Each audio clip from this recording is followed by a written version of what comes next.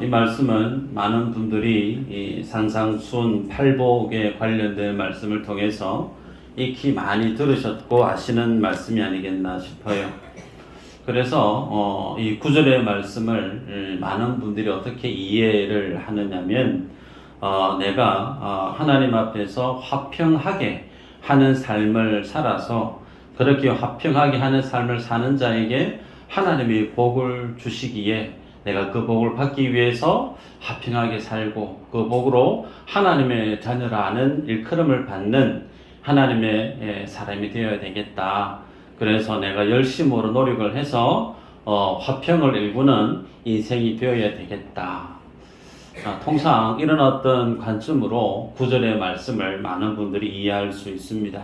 만약에 그와 같은 뜻으로 하나님의 이 말씀을 우리에게 주셨다라고 하면 하나님의 아들이라 일컬음을 받을 수 있는 가장 1등으로 떠올릴 수 있는 사람이 있어요. 그 사람이 누구냐면 마하트마 간디라고 할 수 있습니다.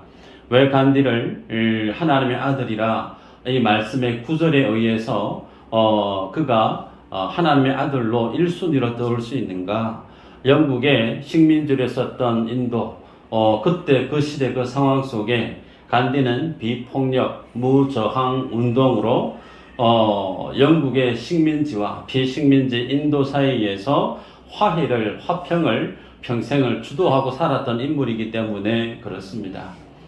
간디는 그가 죽기까지 가장 먼저 아침에 일어나서 했던 일이 뭐냐면 산상수훈 이 말씀을 읽고 묵상했던 사람이에요.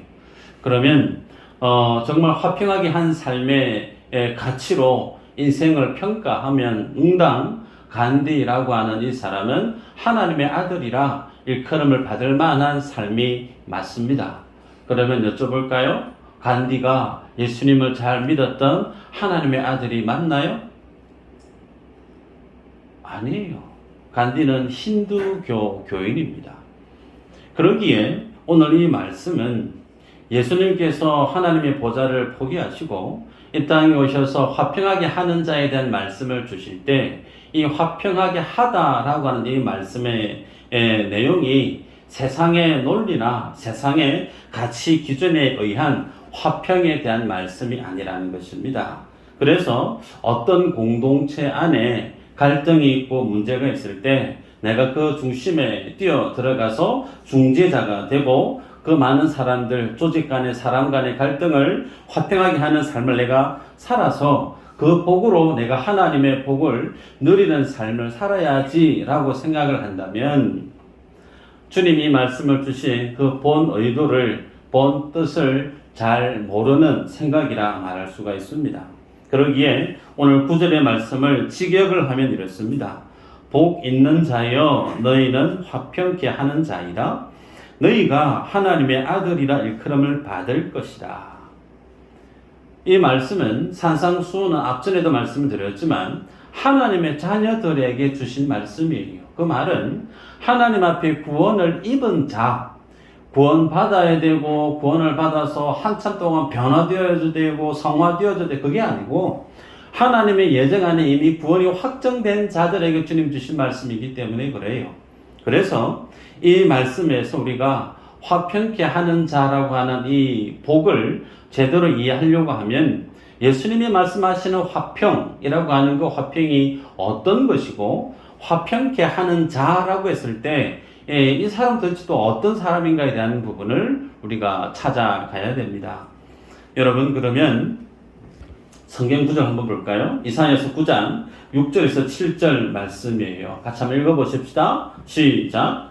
이는 한 아기가 우리에게 낳고 한 아들을 우리에게 주신 바 되었는데 그의 어깨에는 정사를 메었고 그의 이름은 기묘자라 모사라 전능하신 하나님이라 영존하시는 아버지라 평강의 왕이라 할 것이니라.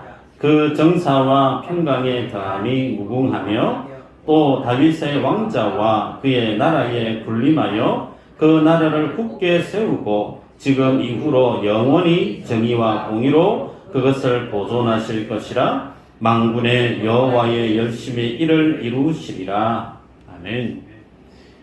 이 말씀은 예수님이 어떤 분인가에 대한 예언을 한 말씀이죠. 그래서 6절에 한 아기에 대한 말씀을 설명을 해요. 그 어깨에 정사를 메었고 이름은 기묘자라 모사라 전능한 하나님이다. 그런데 우리의 오늘 말씀의 포커스에 관점되어 있는 내용, 예수님을 평강의 왕으로 소개하고 계세요. 여러분, 왕은 어떤 위치의 사람인가? 그 나라, 그 왕이 다스리는 그 나라의 모든 권력을, 모든 힘을 지니고 있는 사람이 왕이에요. 그래서 그 왕이 허락하지 않으면 그 어떤 것도 그 나라에서 출입할 수가 없습니다.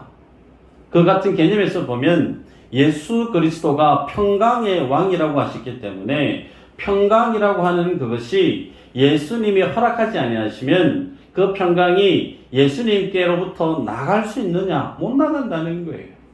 그 평강이 주님이 허락하지 아니하시면 어떤 누가 예수님의 그 평강을 삶들 속에 성취낼 수 있느냐? 불가하다라는 겁니다. 그래서 예수님을 성경은 평강의 왕이다. 아예 예수 그리스도가 어떤 분이냐? 예수 이꼴 평강으로 성경은 소개합니다. 그래서 평강과 화평은 동의합니다. 같은 의미예요. 그래서 이 화평케 한다라는 거, 소위 평강을 만들어낸다라고 하는 이것은 인생이 사람이 주체가 되어져서 뭔가를 만들어낼 수 있는 것이 아니라는 겁니다. 다시 말씀합니다. 화평케 하는 자라고 했을 때 화평케 하다라고 하는 이 평강은 인간의 노력이나 인간의 열심으로 무언가를 해서 화평을 일궈내는 것이 아니라는 거예요. 그 화평은 그 출처가 어디에서부터 시작되어지느냐면 예수님께로부터 나온다라는 겁니다. 그래서 화평과 평강은 예수님을 제외하고 예수님을 떠나서 상상, 생각할 수 없는 말씀이라는 겁니다. 그러게 여러분, 이 세상은 정말 평강, 이 화평이 절대적으로 필요한 세상 아닙니까? 이런 아침에 여러분 아시는지 모르지만 트럼프 대통령이 선거 유세하는데 보셨나요? 빵! 총을 쏴가지고 죽지는 않았어요. 귀를 다쳤습니다. 트럼프 전 대통령이. 세상은 이렇다는 거예요. 곳곳이 전쟁입니다. 우크라이나와 러시아 간의 전쟁이 지금 계속 진행되어지고 있는데 많은 사람들, 많은 나라들은 이 전쟁이 빨리 종전되었으면 좋겠다. 정말 원하죠. 그런데 당사자들은 어떠한가? 그럴 마음이 전혀 없어요. 왜 그럴까요? 내 형제를 죽인 원수, 내 자식을 죽인 원수, 그 사람과 얼굴 마주보고 손을 악수하고 화해하자 원하는 거 아니라는 거예요. 나토 회의에 참석했던 젤렌스키 대통령이 공식 석상에서 하는 얘기가 있습니다.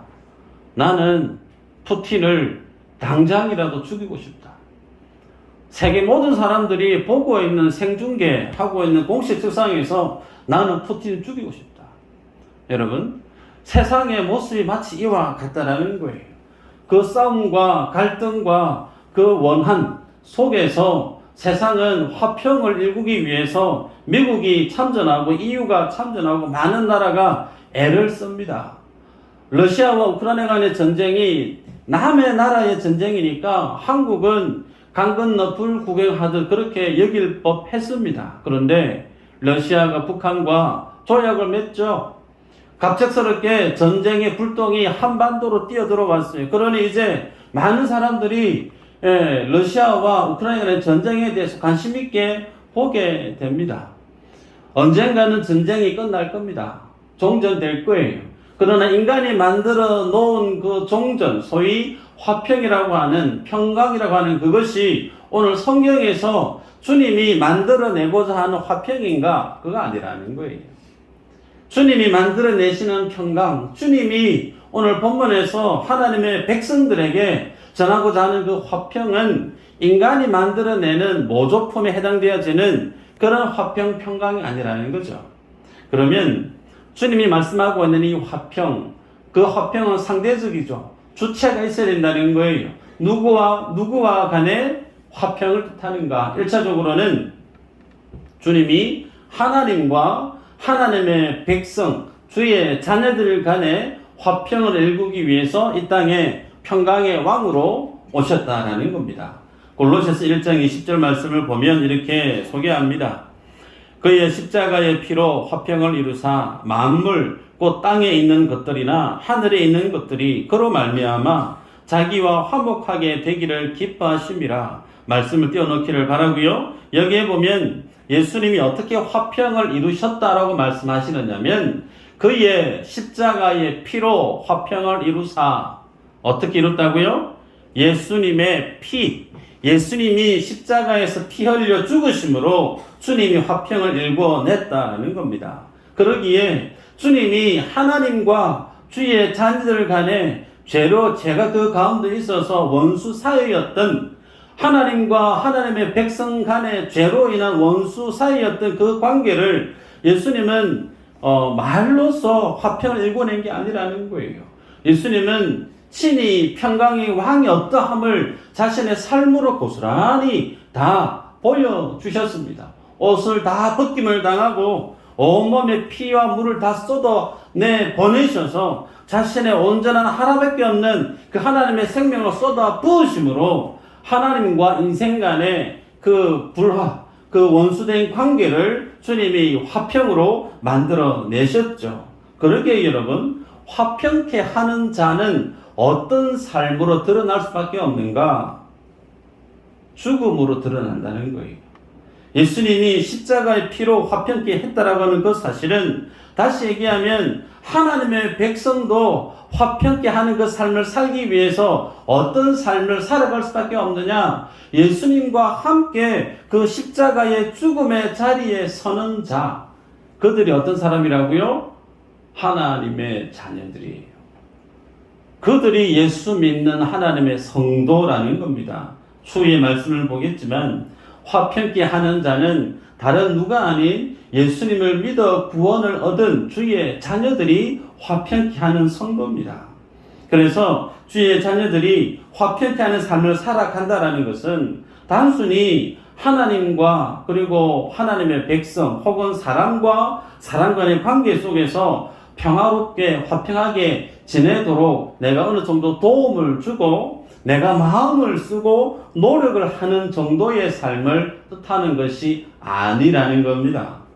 예수님께서 화평을 회복하기 위해서 온전히 자기 자신의 삶을 십자가에 내 던지셨고 그 몸에 피와 물을 다 쏟으셔서 하나님의 자녀를 구원해 내셨던, 그래서 그 화평의 왕, 평강의 왕, 그것은 온전히 십자가에서 죽으심으로 만들어낸 하나님의 결과물이라는 거예요.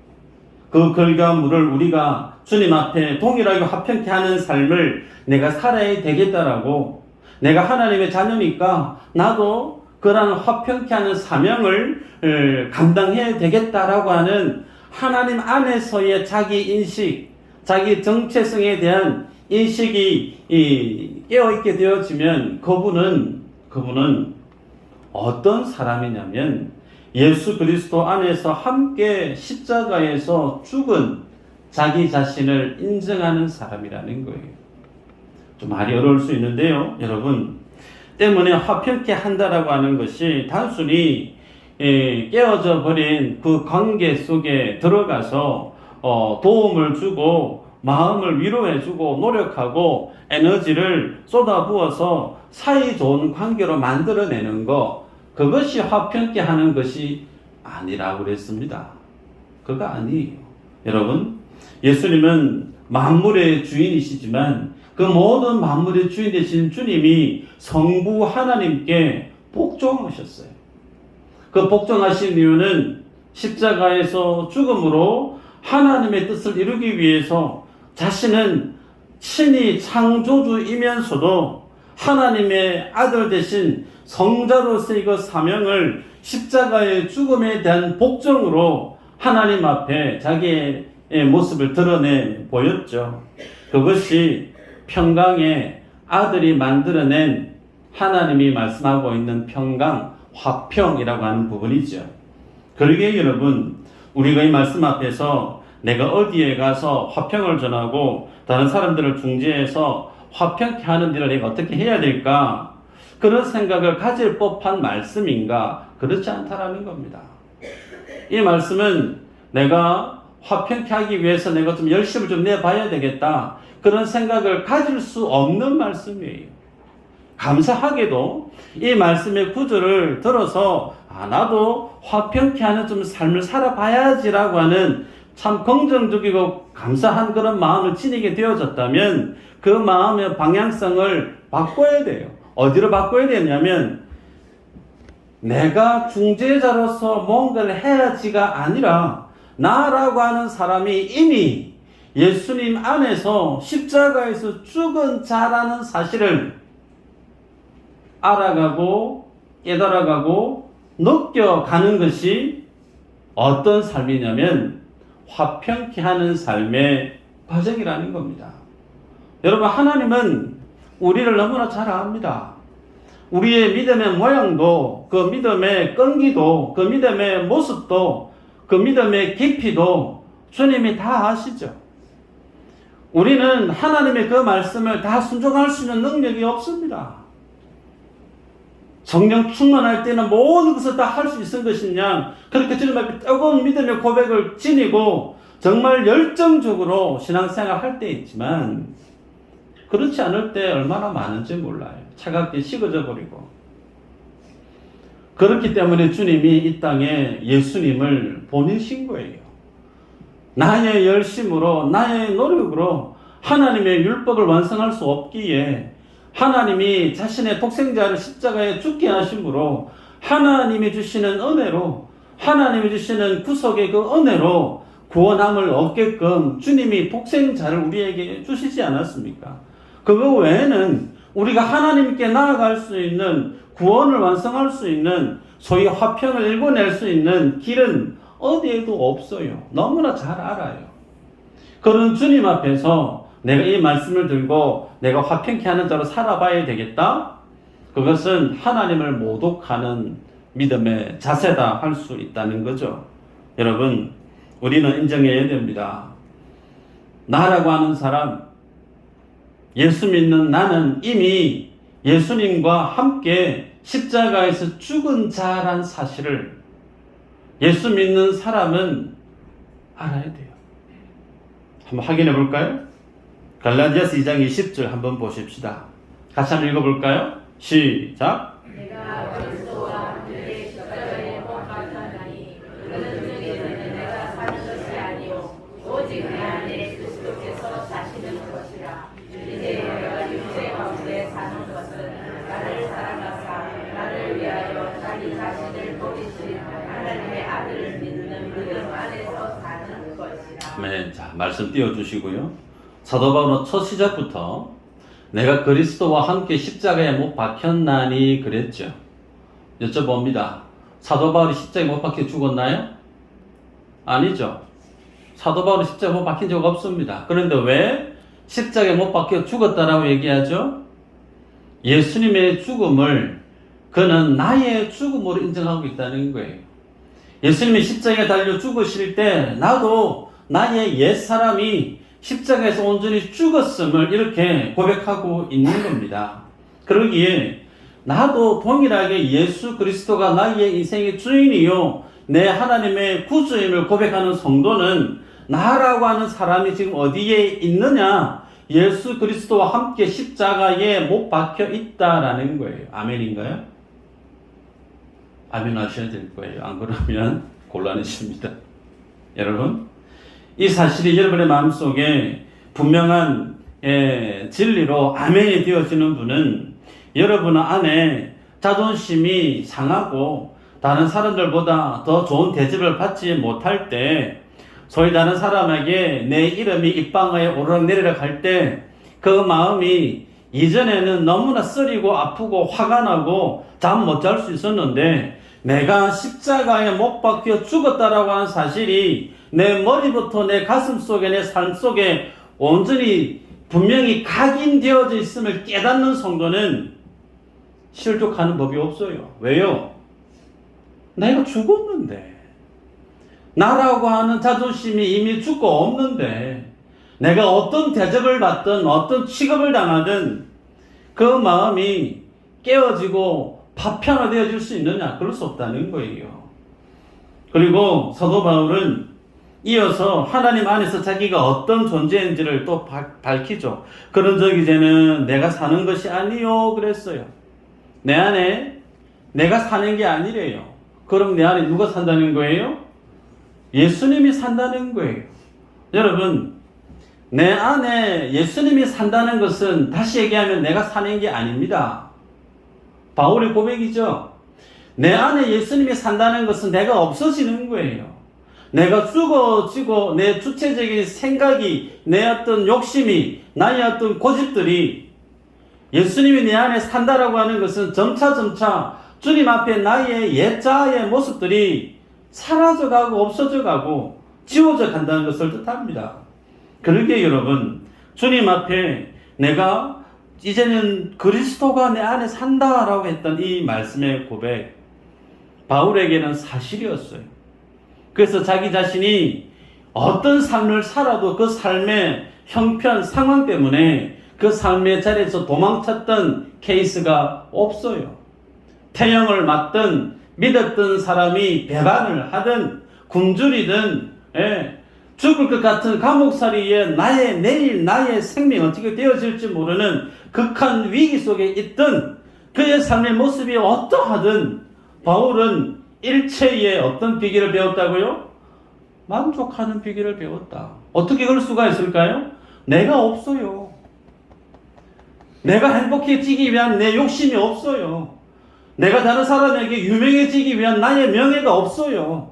내 안에 뭐만 있느냐? 예수 그리스도의 존귀함만이, 하나님의 뜻만이 성취되어지는 것이 그의 삶의 목적이고 삶의 이유가 되어져 있기 때문에 봉사하다가 사역하다가 감옥에 가서 매 맞는 거 그럴 수 있지만 그런 어떤 아픈 환난 핍박 때문에 그가 하나님의 부르심 앞에서 나 살기 싫다고 도망가고 자리를 이탈하고 그러지 아니했다는 거예요.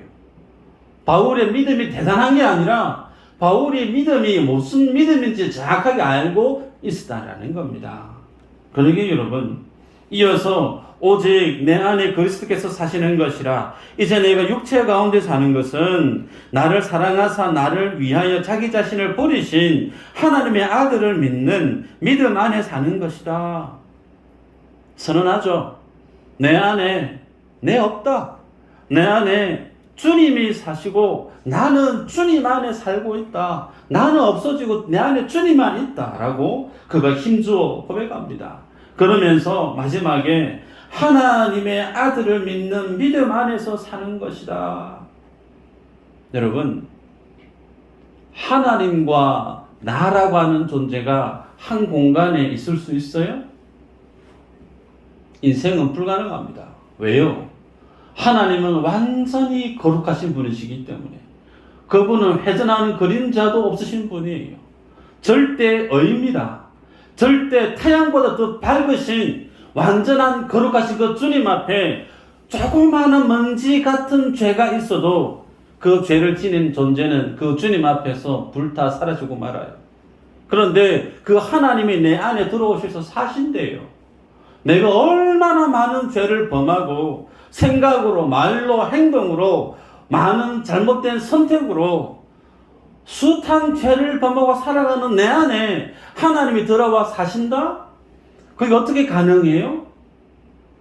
내가 없으면 되는 거예요. 내가 죽어 없어지면 주님이 내 안에 사실 수가 있는 겁니다. 그건 나의 그 모든 죄가 예수님 안에서 같이 소멸되어져 버리게 되어지고 나라고 하는 옛자가 완전히 꺾여져서 사라져버리면 내 몸은, 내 마음은, 내 삶은 전능하신 하나님이 내 안에 들어오셔서 내주하시는 사도 바울이 얘기하는 성령이 거하는 전이 될 수 있는 거예요. 여러분, 그러기에 오늘 말씀 속에 내가 합평케 하는 삶을 살아야 되겠다라고 하는 그 마음은 우리 마음이 어떤 방향성을 보게 하냐면 나는 이미 예수님과 십자가에서 내가 예수님 안에서 죽은 자라고 하는 사실을 보게 만들어요. 다시 얘기합니다. 화평케 하는 삶을 살아야지라고 하는 이 말씀 앞에 서게 되어지면 가장 먼저 내가 무엇을 떠올려야 되느냐면 내 힘으로는 화평케 할 수 없기에 화평케 하신 장본인 되신 예수 그리스도 그 주님이 화평케 했던 그 사건 속에 내가 들어가 있는 거예요. 그건 나라고 하는 사람이 2000년 전에 골고다의 주님이 십자가에 달려 죽으실 때 그 주님 안에서 나도 죽은 자라는 사실을 말씀을 통해 기도 속에 예배 중에 깨달아 알아가는 거예요. 그래서 그것을 내가 알게 되어지면 비로소 나는 내 안에 하나님이 만들어 놓으신 그 하나님의 화평이 내 안에서 성령께서 역사해 내시는 겁니다. 여러분, 성경에서 이것을 얼마나 분명하게 제시하고 있는가 성경 구절을 한번 찾아볼까요? 고린도 후서 5장 18절에서 21절인데요. 같이 한번 읽어보십시다. 시작. 모든 것이 하나님께로서 났으며 그가 그리스도로 말미암아 우리를 자기와 화목하게 하시고 또 우리에게 화목하게 하는 직분을 주셨으니 곧 하나님께서 그리스도 안에 계시사 세상을 자기와 화목하게 하시며 그들의 죄를 그들에게 돌리지 아니하시고 화목하게 하는 말씀을 우리에게 부탁하시느니라. 그러므로 우리가 그리스도를 대신하여 사신이 되어 하나님이 우리를 통하여 너희를 권면하시는 것 같이 그리스도를 대신하여 간청하노니 너희는 하나님과 화목하라. 하나님이 죄를 알지도 못하신 이를 우리를 대신하여 죄로 삼으신 것은 우리로 하여금 그 안에서 하나님의 의가 되게 하려 하심이라. 아멘. 여기에 보면요, 첫 번째로 바울은 예수님이 십자가에 죽으심으로 우리와 하나님 사이에 화목을 만드셨다라고 얘기하죠. 두 번째는 그렇게 화목하게 만드신 주님이 화목한 우리를 어떻게 대하시느냐면 화목하게 하는 뭘 맡겼다고요? 직분을 맡겼대요. 화목하게 하는 직분을 하나님이 예수 믿는 예수님이 나의 주인입니다라고 고백하는 모든 하나님의 자녀들에게 화평케 하는 화목하게 하는 그 직분을 하나님이 직접적으로 모든 하나님의 자녀들에게 주셨다라는 겁니다. 그럼 여기에서 이제 풀어야 될 숙제가 생깁니다. 그럼 어떻게 내가 화목하게 하는 이 직분을 감당할 수가 있을까? 여러분, 21절에 하나님이 죄를 알지도 못하신 이를 우리를 대신하여 죄로 삼으신 것은 우리가 주님 안에서 하나님의 의가 되게 하려 하심이라. 우리가 하나님 안에서 의가 되게 하게 함은 예수님이 죄가 없으신데 죄 때문에 죽었다라고 하는 것 때문에 우리가 하나님의 의가 되어진다는 거예요. 똑같은 얘기죠.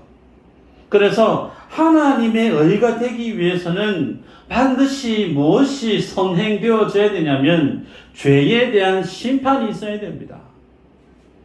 하나님은 완전하신 의의 본체세요. 내가 못 본 척 해줄게. 안 됩니다. 죄 지은 거에 대해서 한번 내가 그냥 엎드볼래 해줄게. 안 된다니까요.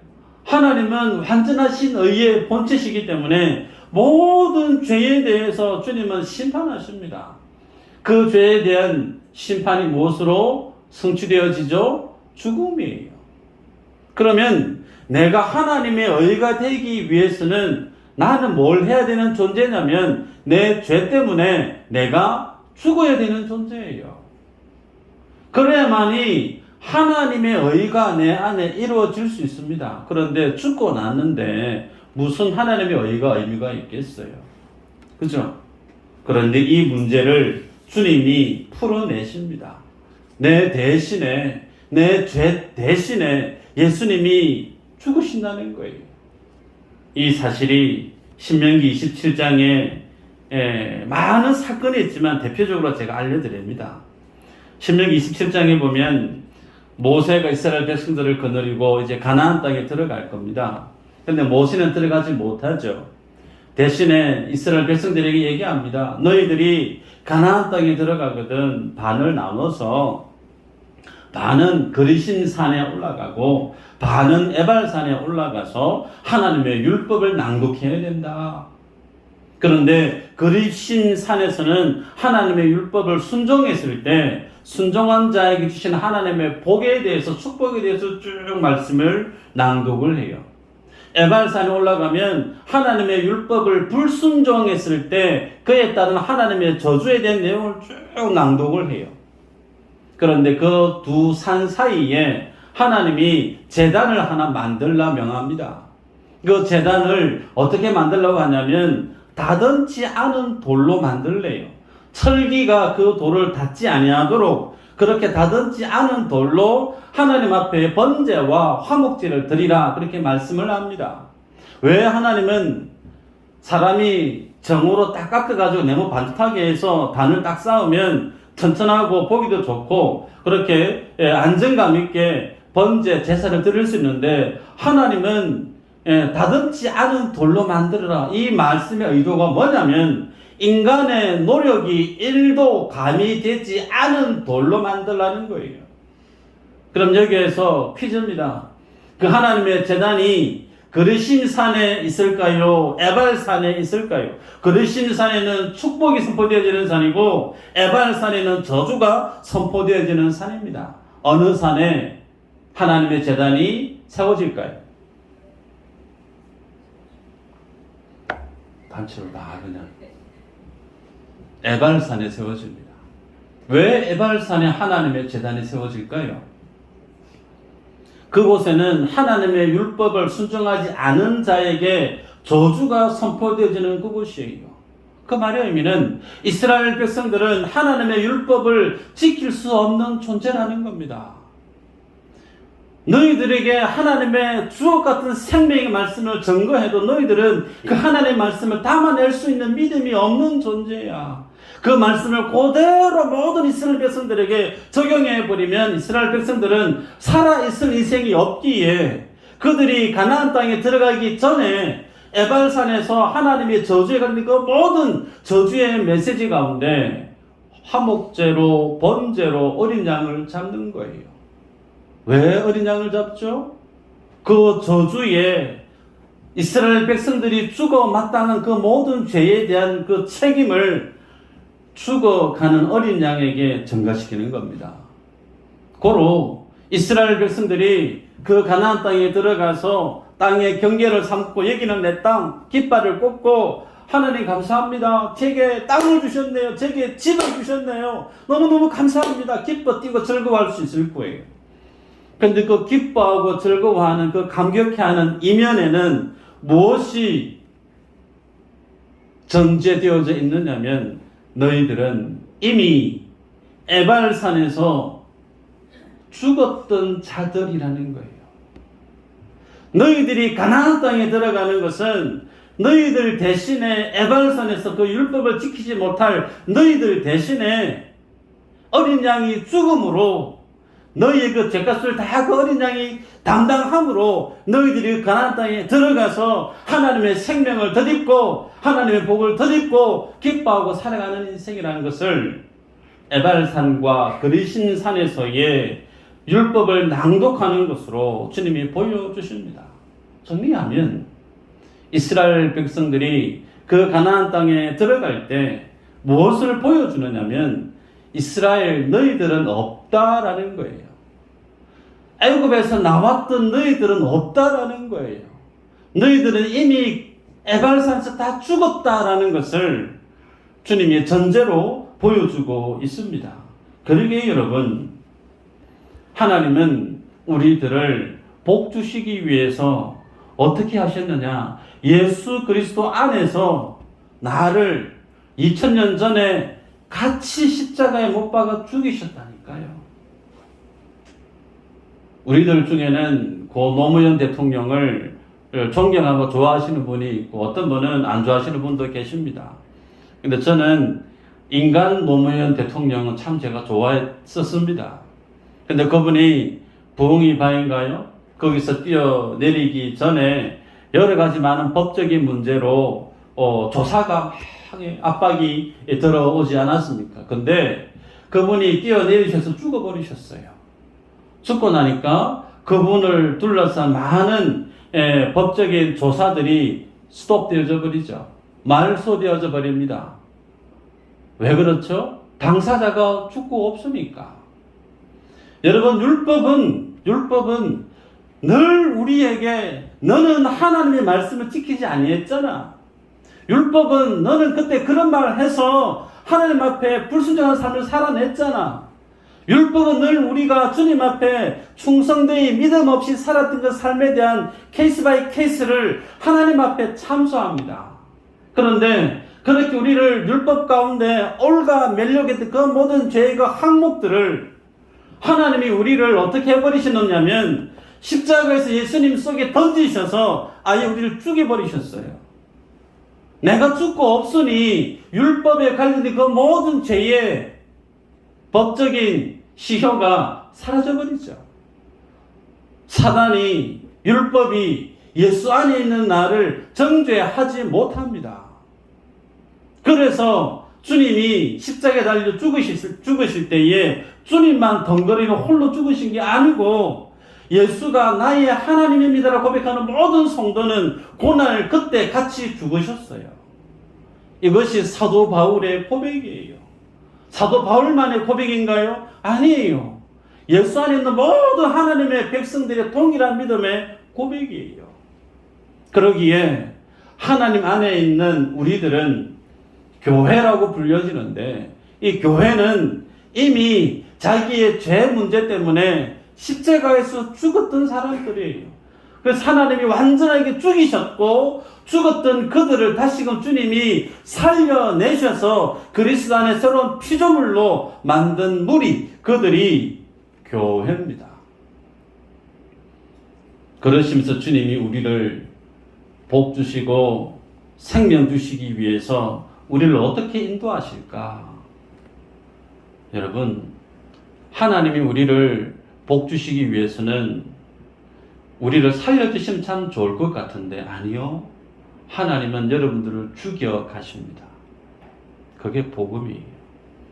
확실히 죽이십니다. 완전히 죽이세요. 그리고 나서 완전히 살려내십니다. 인간의 열심으로, 인간의 때묻은 욕심으로, 인간의 흉내내고자 하는 어떤 그 능력으로 하나님의 의를 일궈내고자 하는 그것 아니고요. 나라고 하는 존재는 정말 아무것도 아니구나. 나는 이미 죽어버렸구나. 끔찍한 죄의 결과를 목독히 하시고, 그렇지 내가 죽을 수밖에 없는 죄인임을 깨닫게 하시고 알게 하시고 나서 그 자리에서 하나님의 생명의 은혜를 부어주실 때 그 생명의 은혜를 맛본 자는 어떤 삶을 살 수밖에 없느냐? 화평케 하는 삶을 살 수밖에 없어요. 교회는 불화되기가 어려운 공동체예요. 복음을 제대로 아는 성도는 싸우기가 더더욱 어려운 참 신기한 거예요. 근데 교회 안에 싸움이 있고 다툼이 있고 불화가 있다. 그것은 아직까지 내가 십자가에서 내가 죽었다라고 하는 사실을 모르는, 깨닫지 모르는, 여전히 펄펄 살아있는 예수님과 나와 너무나 거리가 먼, 십자가는 그저 멀리 보이는 먼 산에 있는 어떤 한 사건, 나하고는 너무나 거리가 먼 그거 아니라는 거예요. 그러기에 주님이 얘기합니다. 마태복음 5장 24절에 예배하기 전에 얘기하죠. 네 형제에게 원망 들을 만한 일이 생각나거든 예물을 제단에 두고 먼저 가서 형제와 화해하고 그 후에 와서 예물을 드리라. 여러분, 주님이 받으시는 제사, 주님이 받으시는 예배, 형제 간에 지체 간에 갈등이 있고 문제가 있으면서 그거 덮어두고 하나님 앞에 열심히 예배 드리면 나는 열심히 예배 드린 것처럼 느껴질지 모르나 우리의 주인 되신 주님은 그 예배 안 받는다는 거예요. 왜 안 받죠? 예수님이 만들어 놓으신 그 화평을 힘써 지켜서 하나로 만들어내야 되는데 그걸 우리에게 화평케 하는 직분을 맡겨 놓으셨는데 하나님이 만들어 놓으신 화평케 한 하나되게 만든 그 공동체성 가운데 내가 그 사람을 미워하는 마음이 있고 싫어하는 마음이 있고 관심 아예 끊어버리려고 하는 그런 잘못된 마음의 모습으로 옆에 있는데 못 본 척하고 그렇게 예배하는 그 예배 주님이 받으시느냐? 예수 그리스도와 상관없는 예배라는 거예요. 안 받는다는 거예요. 내가 열심히 한 게 중요한 게 아니고, 기억하십시다. 내가 열심히 하는 게 중요한 게 아니에요. 주님이 받으시는 것을 해야 됩니다. 아멘인가요? 주님이 우리에게 화평케 하는 직분을 주셨습니다. 이 화평케 하는 직분을 어떻게 감당할 수 있을까? 나는 이미 십자가에 죽었다는 사실을 인정하는 것부터, 인정하는 그때부터 우리는 비로소 곁에 있는 지체에 대해서 포용할 수 있고 위에서 살아갈 수 있고 어떤 내 마음에 돌팔매가 날라와도 그것을 다 수용해낼 수 있는 영적인 맷집들이 우리들 안에 생성되어져 가죠. 이 믿음의 길을 걸어가는 저 여러분들 되시기를 축복합니다. 기도합니다.